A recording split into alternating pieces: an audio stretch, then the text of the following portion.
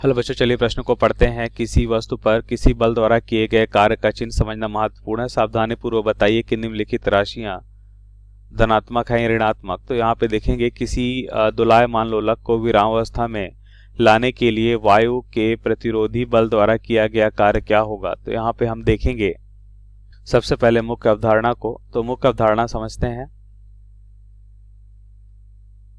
मुख्य अवधारणा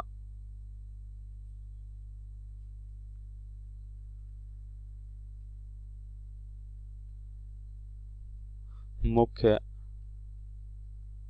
अवधारणा सबसे पहले हम क्या करते हैं, यहाँ पे समझ लेते हैं कार्य क्या होता है।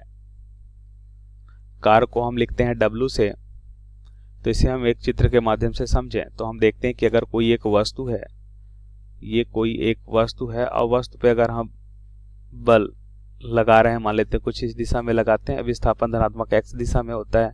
बल और विस्थापन के बीच कोण कितना है, थीटा है। तो कार्य अगर हम देखें तो क्या हो जाएगा, F इंटू डी इंटू क्या होता है, कॉस थीटा।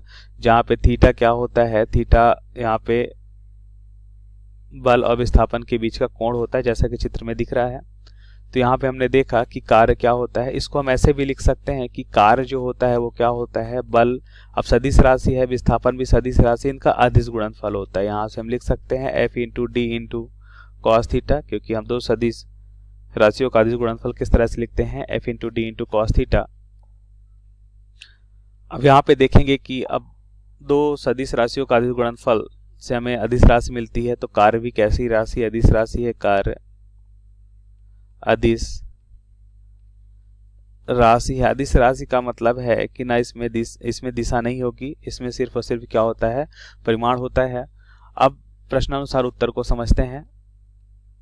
अब यहाँ पे दे रखा है दोलायमान लोलक है एक, तो इसे चित्र के माध्यम से समझें।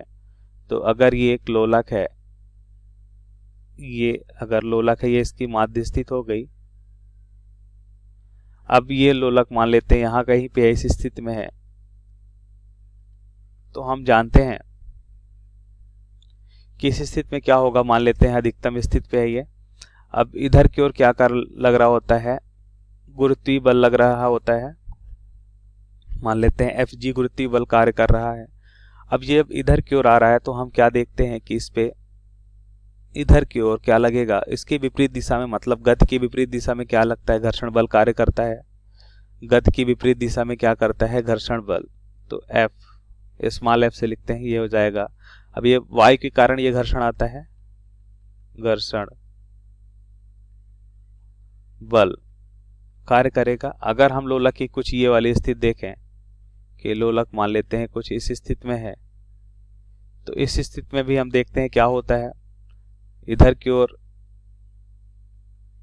घर्षण बल कार्य, इधर की ओर हम देखते हैं गुरुत्वाकर्षण बल कार्य करेगा। गुरुत्वाकर्षण बल की दिशा केंद्र की ओर होगी। और हम देखेंगे इधर की ओर क्या करेगा, घर्षण बल कार्य करेगा। अब घर्षण बल क्या करता है, घर्षण बल इसकी गति को कम कर देगा। अब ध्यान से देखिए तो हम यहाँ पे देखते हैं, अब कार्य का अगर हम सूत्र देखिए, घर्षण बल द्वारा किया गया कार्य हमें निकालना है। तो हम यहाँ पे लिखते हैं घर्षण बल द्वारा किया गया कार्य, W स्मॉल f, घर्षण बल द्वारा किया गया कार्य क्या हो जाएगा, F इंटू, पहले हम सूत्र लिखते हैं F इंटू, अब घर्षण बल यहाँ पे देखेंगे F into D into cos theta. तो यहाँ पे समझिए बल हमने देखा घर्षण बल और विस्थापन। अब ये जो लोलक है वो इस दिशा में आएगा, विस्थापन की दिशा देखिए, यहाँ पे देखिए कुछ इस दिशा में आएगा, ये F की दिशा है।